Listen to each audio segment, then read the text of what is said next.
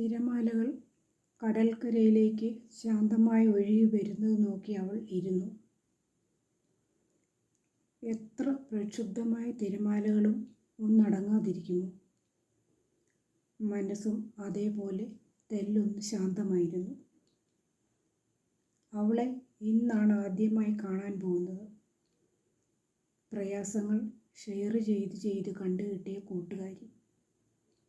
നിറയെ ഭയാശങ്കകളായിരുന്നു. പറ്റിക്കപ്പെടുമോ? മിക്ക ചാറ്റിങ്ങുകളും പരാജയത്തിലാണ് അവസാനിക്കാറ്.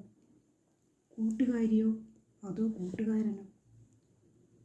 നിനക്ക് ഞാനുണ്ടെന്ന് 1000 തവണ പറഞ്ഞപ്പോഴും വിശ്വാസമായില്ല.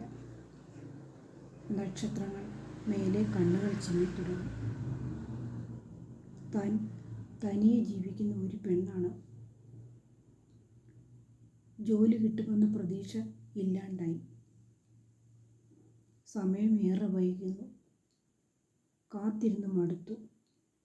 അവൾ വരാതിരിക്കുമോ? വേണ്ട, ഇനി വെയിറ്റ് ചെയ്യണ്ട.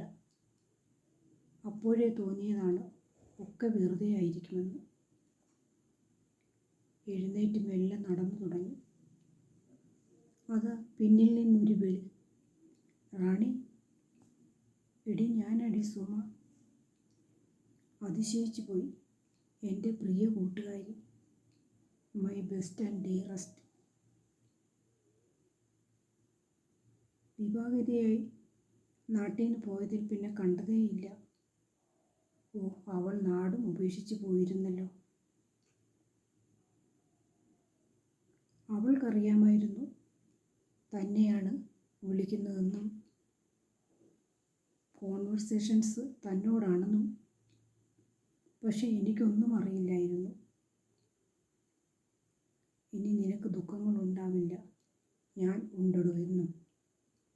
അവളുടെ പുതിയ കാറിലേക്ക് കയറുമ്പോൾ മിഴികൾ നനയാതെ പാടുപെടുകയായിരുന്നു.